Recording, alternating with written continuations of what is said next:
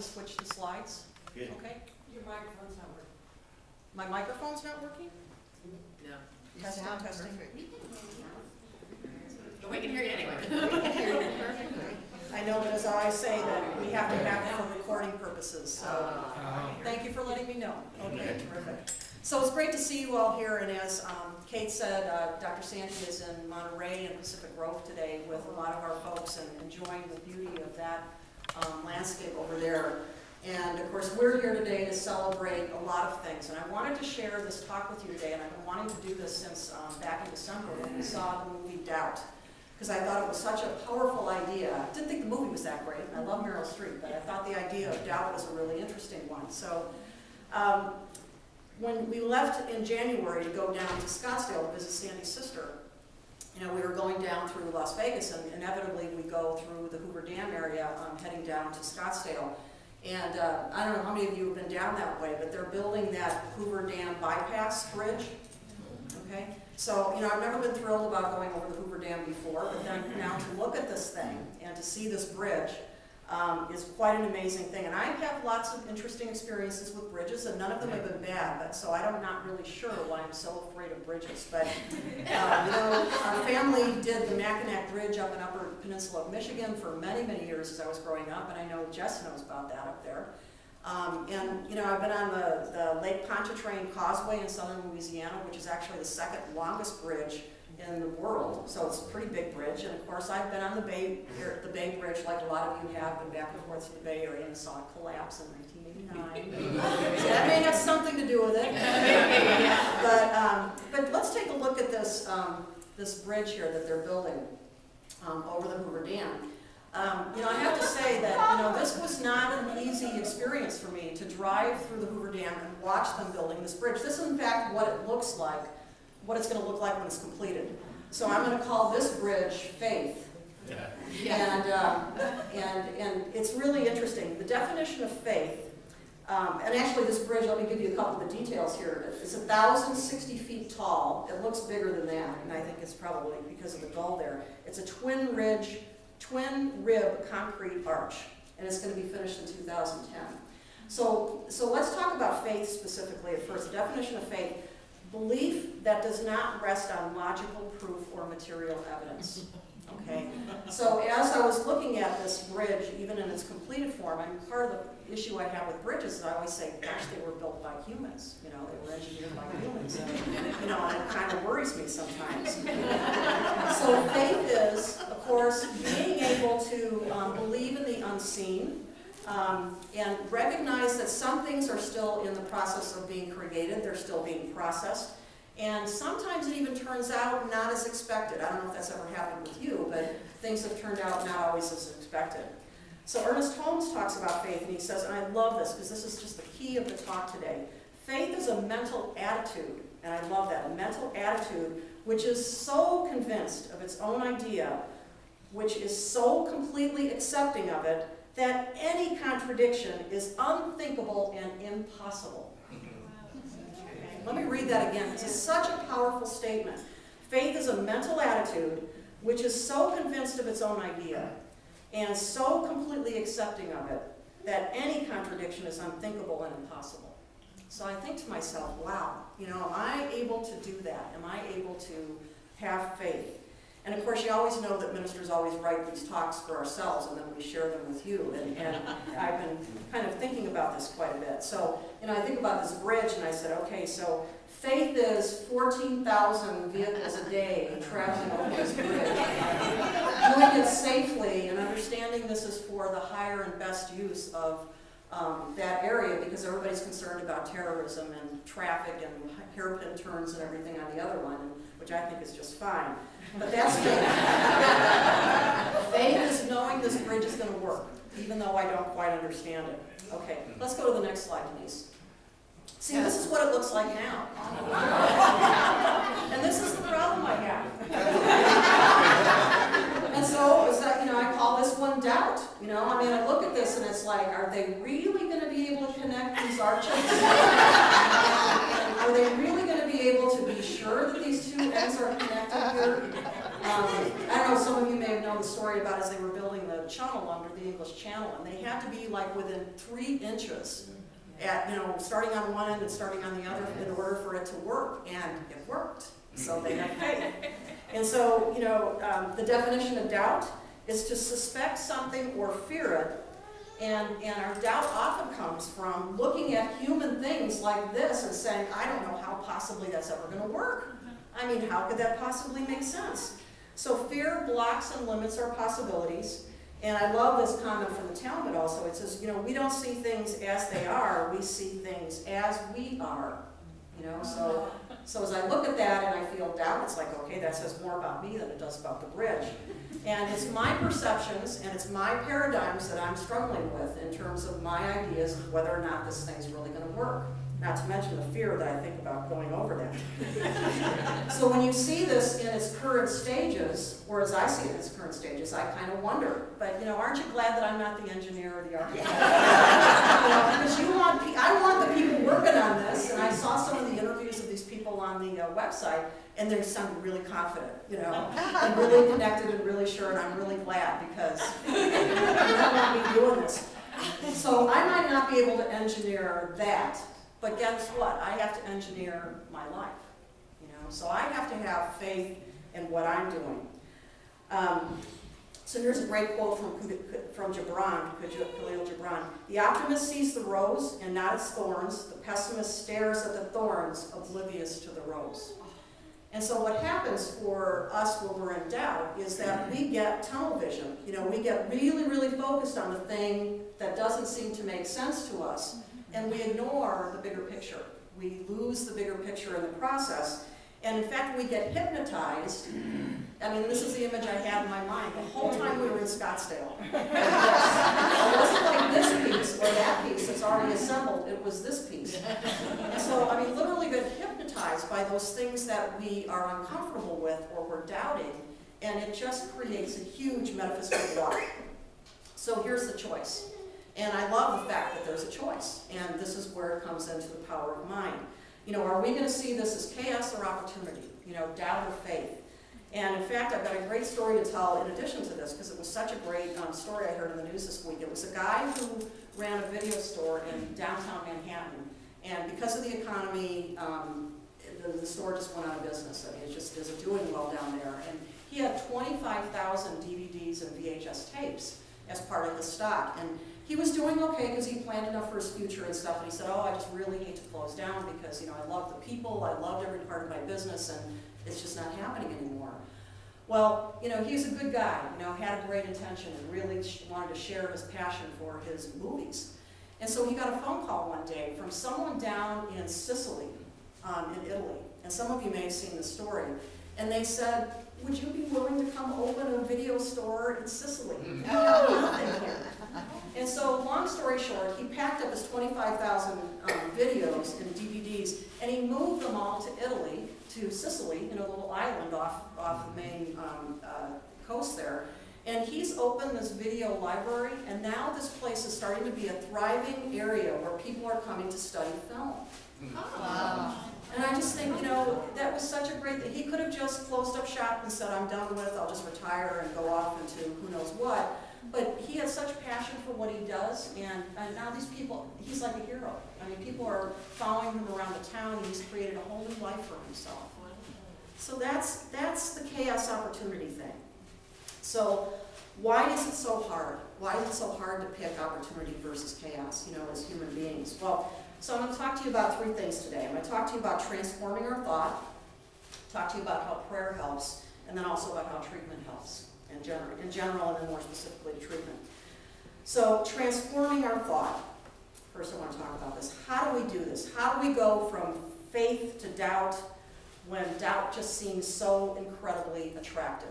It's race consciousness, it's what people are talking about, it's what we see on the news. It's the physical things, it's the appearance, the hard, solid things. How do we do that? How do we make that switch? Well, during our practitioner class back in the early part of this 2000 era, when we were taking practitioner class, we did a really profound exercise as part of our training. And it was so helpful for me in my own work because What it was about thinking about how to help clients when they came to us for treatment. Because people would come to us for treatment talking about, oh gosh, I'm fearful, I'm resentful, I'm angry, I'm scared, all those kind of words that relate around doubt. And so my job as a practitioner, the practitioner's job is, and all of our job as metaphysicians' job is, to figure out, well, if we don't want that, what do we want? We want something else. So the question is, what is it that we want? And people have a hard time coming up with that. It's like they can say what they don't want, but coming up with what they do want is sometimes a little bit more challenging. So sometimes it's literally getting so hypnotized by what we don't want, it's very hard to figure out the other side of that. So, how are you feeling and how do you want to feel? And that's a very typical question that a lot of us practitioners ask people when they come for treatment. So we've got to do a really good job of reconciling this to transform somehow that appearance that doesn't look very attractive to a different thought, a different idea, and make the switch, okay? On the one hand, you've got doubt, and on the other side, you've got faith. So how do we make that switch? So let's go to the next slide here. And I created this little tool for you, and hopefully you all have one of these as you got in today, these little cards. Because I got thinking to myself, this was so helpful. We actually did this in the class and said, what are the words that people are coming to us with, for treatment? And more specifically, I went to the doubt word to create this word cloud. These are called word clouds. And if you want to know how to do that, it's on wordle.net, and I have to put that in there because I use their tool.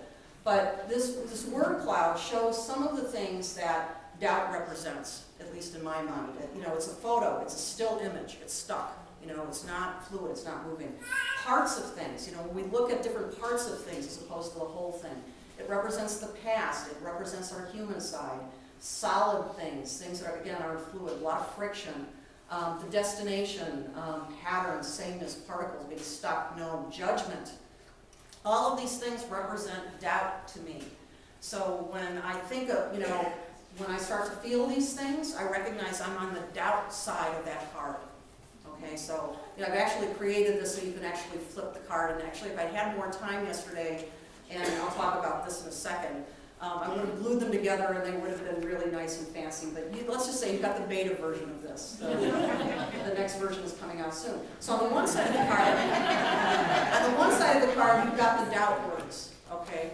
So let's go to the other side of the card. Now these are the faith words. So if you're saying to yourself, gosh, I'm on this doubt side of the card and I don't really know what to treat for, or I don't really know what other idea to pick, here's some good ideas to pick. We want to pick, gosh, I'm on the journey versus being at the destination. I want to be in love. I want to be in mind. I want to be, interconnected. I want to be in choice. I want to see things in waves and fluid, and I want to be in prosperity and creation and all of these kinds of things. So the idea is flip the card. If you don't like what you're feeling and what you're thinking, what your thought process is, flip the card. And it's that easy and it's that hard. Because first you have to recognize that you're on the other side of the card. You're on the wrong side of the fence, if you will, for manifesting what you want in your life. Okay? So learn to flip the card. So now I'm going to talk about, and I'm going to leave this one up for a little bit. So what prayer does. So we'll talk about prayer, because what prayer does, it's such a great tool. It flips the card. It helps you flip the card. It gets you into a mindset, into a consciousness that helps you go to this from the black and white version of the doubt. And of course, you know that I made that black and white intentionally. So it gets us unstuck. It's a lubricant. Prayer is a lubricant. It's the tool that keeps us on track. It's the power. It's absolutely faith in action. Prayer is faith in action.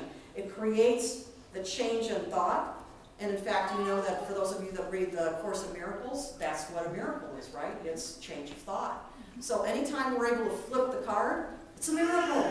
I mean, it's wonderful. We've done an amazing thing as a metaphysician to go from the seen to the unseen and to choose a different word, choose a different thought, choose a different idea. So different definitions of prayer, and I love this because there's so much research coming out from so many different areas around the globe in research and prayer. So we know there's, just to kind of talk about a few things, I love that. See, that's the right side of the card right there. That's the joy kind of thing. So different words for prayer. We talk about local prayer, meaning that you're treating for yourself, that you're praying for yourself. And we talk about non-local prayer, meaning that you're praying for other people. We talk about the word compassionate intention, and all of us can relate with that, where we think of somebody in a positive tone, in a positive tone in our mind. We wish somebody well. Somebody leaves our house and we wish them a good day. That's compassionate intention, so that's prayer.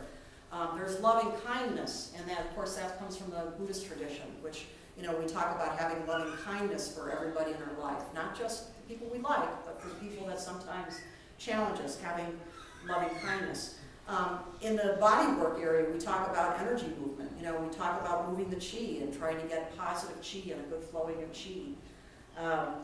We talk about ritualistic healing. For some people there are rituals, I don't care whether you're Catholic or Aborigine, there are traditional rituals that just make us feel better. For me, one of them in the morning is brushing my teeth. I don't know, there can't be much better stuff than having that morning mouth and being able to brush your teeth and get rid of it. It's another miracle, So we also know there's, this term called distant healing, where we're praying for people in Africa or in Afghanistan or Iraq, or for people in another city, or for somebody in another part of our block.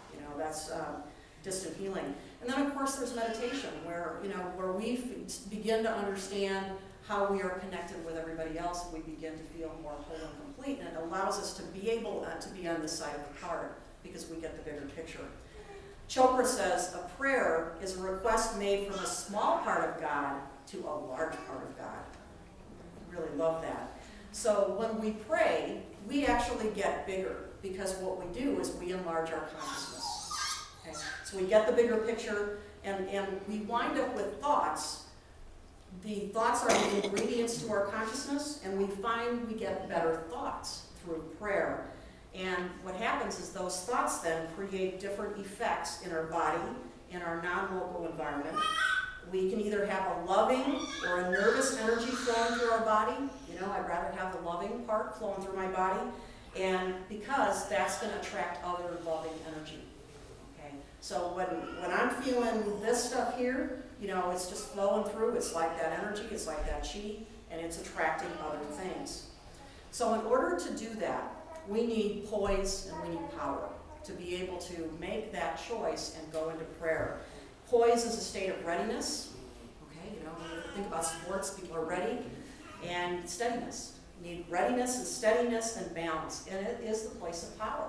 And you know that in order to be ready for something, you need to be prepared. You need to be in that place of power. And in fact, be spiritually prepared for the next event, whatever that might be. Ernest Holmes said, in order to have faith, we must have a conviction that all is well. In order to keep faith, we must allow nothing to enter our thought, which will weaken this conviction. And then he said, faith is built from belief, acceptance, and trust. Now, I think that belief, acceptance, and trust is what's going to make that Hoover Dam Bridge work. Because I know it needs that. Now, President Obama has been criticized by a number of people and supported by a number of people with his whole idea of no drama Obama. Well, there's a reason for that. And aside from, getting into any kind of politics, drama stirs up all the stuff on the black and white side of your card. It stirs up all the doubt. And so that's not the kind of energy that we want to be creating in our life, because all of the blame, all of the anger, all of the resentment, the unforgiveness, and all those kinds of things just stir around, and create that kind of experience for you. So that's the wrong side of the card to be on. We've got to try to heal ourselves, reveal the truth, and these are all the truth statements, from the things that we're experiencing, such as worry and anxiety and, what other kinds of things, fear, all those kinds of things. Those things need to be healed, because anytime we go into that worry area, we've completely lost faith. Because why would we worry if we know that everything is well? And why would we worry if we knew that we were spiritually prepared for whatever happened in our lives?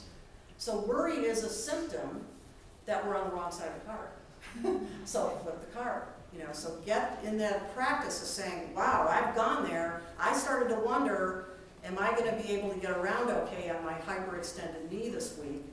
Okay, so now I'm explaining what happened. I hyperextended my knee. Or am I going to just accept that I know that I have enough social connection and enough resources that everything's going to get taken care of just fine? And you know what? It's feeling better every single minute. Now that's being on this side of the card versus on the worry side of the card. Okay, so that's the choice I have to keep making to stay in faith. So, let's see, what else did I worry about this week? Oh, I worried about the weather, the role in my department at UNR, you know, my grad students, my blueberry bushes, whether they were going to get frozen yesterday in the freeze, my investments. You know, I was looking around my office the other day, all the books that I haven't read, that I wanted to read. And anyway, we are our own faith healer. You know, nobody else can do it for us. We have to make that choice to not be in worry, to not be in anxiety, to not be in fear. We have to reveal the truth by change of thought. Flip the card. Emanuel Swedenborg, who was a fairly ancient type of New Thought teacher, said, faith is truth acknowledged in the heart. See, it's an inner thing, it's not an outer thing. And there's nothing out there that's going to give us faith. It's the thing that's in here. So I want to share a story, and this is a Hindu story that I just love. It was in this book, Discover the Power Within You by Butterworth. And the Hindus told the story, and I thought it was so amazingly profound. According to an old Hindu legend, there was a time when all men were gods, but they so abused their divinity that Brahma, the chief god, decided to take it away from men and hide it where they would never find it again. Where to hide it became the big question. And I'm going to skip through this a little bit. They talked about burying it in the earth. They said, no, men will find it there. And they said, well, we could bury it in the ocean. They said, no, men will find it there. And then they said, well, we can put it in the highest mountain. They said, no, somebody's going to find it there. So then he says, you know, we do not know where to hide it because it seems there's no such place on earth or the sea that man will eventually not find it. So then Brahma says, here is what we will do with man's divinity. We will hide it deep down in man himself, for he will never think to look for it there. Ever since then, the legend continues. Man has been going up and down the earth, out in the outer space, climbing, digging, diving, exploring, searching for something that is already within himself. So that's not what so faith isn't going to be out there, it's going to be within here. Now how treatment works is really kind of an interesting thing, more specifically from prayer, because you know, treatment is kind of an interesting world in the academic life. You know, when I started studying research, I thought, well, wasn't that interesting? They called all these experiments treatments, and I would laugh about that. I'd say, oh, good, we're going to talk about treatments again today. Well, that's in fact what they talk about, because they take a subject or subjects, and they do something to them to see what they will do. And that's so the subjects get a treatment. And of course, we do that, interestingly enough, to predict what will happen in the future. Well, isn't that an interesting thing? So the idea is that a treatment works with a law that always works the same way so that you can predict the future. Now, how many of you like to predict the future, like to know what's going on? Yeah, I kind of like to know that too. So guess what? It works with law, and it does work. And Ernest Holmes tells us this, but we have to acknowledge the power that we have individually to do this, because he said, you know, there's a power for good in the universe greater than we are, and we can use it. He didn't say some of us could use it. He said we, all of us could use it. But we have to remind ourselves that it's not I. It's not the human I that's doing this. It's the spirit within me that's doing the work. So we don't have to get all egotistical about this and say, oh, well, I can make that work, or I can change that change of thought. It's spirit within us that does the work. It's the faith and the power if we have the desire, if we're clear about what we want. So how many of you are clear about what you want? Raise your hand. Yeah, well that's great. So, and you have the power then to make that happen. So you've got the right things. You've got the desire, you've got the power, you can manifest. Okay, so that's really how it works. So the mind is the creative place of power. So let's go to the next slide, please. I love this cartoon. Some of you have probably seen this before, these two stodgy professors doing this kind of, you know, math thing. And, you know, they're trying to do this formula, and then they come to this area, and they say, then a miracle occurs, and something other more complex happens there. Well, you know, all of you know this. This is faith. This is what happens. We don't have to know how. I know a lot of us want to know how, and we're curious, and we spend a lot of time figuring it out, and I'm speaking for myself, because I'm always trying to figure out the how, but we don't need it. What we need is the faith that the desire plus the power is going to work for us. It's going to give us a solution. So you can say to yourself, gosh, I've got the desire, I've got the power. Then what has to happen is you have to say, gee, I wonder what God's going to do to create this wonderful manifestation. Because you know what? In the release part of treatment, I don't get to figure it out. I don't get to outline and say, but it's got to happen by this day, or it's got to look like this, or it's got to look like that. I get to say, gee, I wonder what God has planned. You know? And then trust. Wow, let it go and trust. Build it and they will come. And when you do that, what you do is you actually create a spiritual momentum for life. And I love the word momentum because it's always something that I've always wanted to study, even though I wasn't a physics major. But momentum is actually mass times velocity for any of you that care. But it's really the power in the moving object, the moving thought. Okay, not a stuck thought, a fluid thought that moves, that has some power behind it, i.e. the power of spirit, and it allows us to predict the outcome. Wow. And then what happens is that momentum carries on. You and Universal Mind continue that momentum, and then another one of my favorite authors, Dr. Childress, said this. He says, how you choose to respond each moment to the movie of life determines how you'll see the next frame. So that place where we're at in our current moment of thought is going to predict the next one, and going to predict the next one, and it continues on. He says, and eventually it will predict how you will feel when the movie's over. You know, so again, there's a choice. We make the choice here, and then the spiritual momentum carries it further. Now, we also know about gratitude as part of treatment. We have to talk about this. Faith is putting all of your eggs in God's basket and then counting the blessings before they hatch. So understanding the release part is recognizing that you already have it. It's already here. It's already a given. And you just maybe don't know what it looks like. That's when you're starting to say, gee, I wonder what God's going to create out of this whole thing. So let's go back to that, to the next slide, Denise, and talk again about this one, because we have to be really sure that we know when we do prayer, when we do treatment, that we let it go and we know.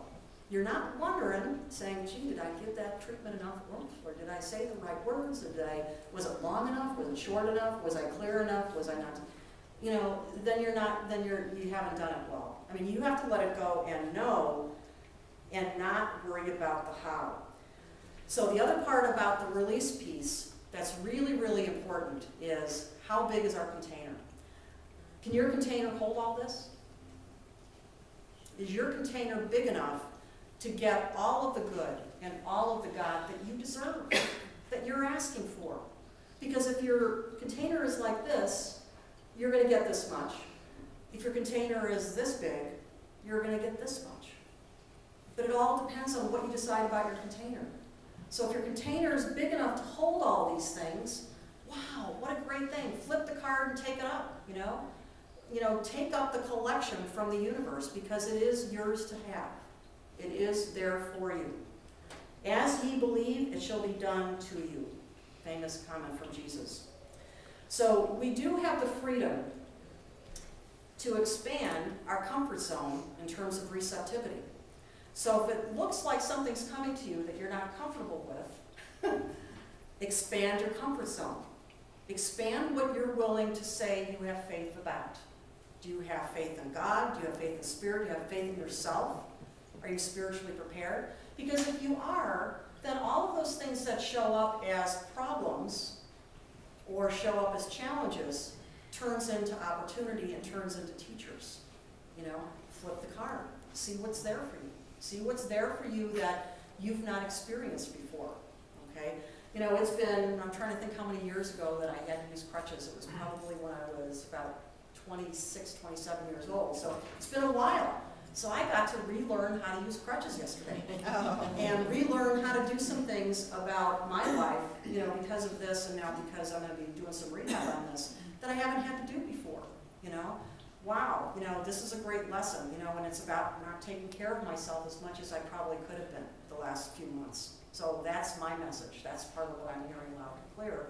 But I could be on the other side of the card and being mad and angry and frustrated and all that kind of stuff. But, it was a choice. It was the fork in the road, and I chose to go here for the most part. And I'm not saying I'm 100% there yet, but this is what I know to be my life and your life. And it is a great life. It's a new life that we can have without doubt and with faith, if we choose. Ernest Holmes said, "We have gone far in the right direction when we realize that our own mental power must be the same in kind with the creativeness of God. And thus, as our minds become more like that divine mind, we shall expand into greater livingness." Bigger container. Get to do more things, get to experience more stuff, and get to have greater livingness. So I want to end the talk today with a wonderful chant by Karen Drucker called "I Have Faith." And I've been listening to it a lot this week. It's been a big help for me because music is one of my things that helps me flip the card. And I know that for a lot of you that were here last Friday night when we had the spring fling, I mean, we really did have a change of consciousness that night, you know, enjoying the music together. But I would like you to listen to the lyrics and the sound from Karen Drucker because I think she's amazing. So, Denise, thank you.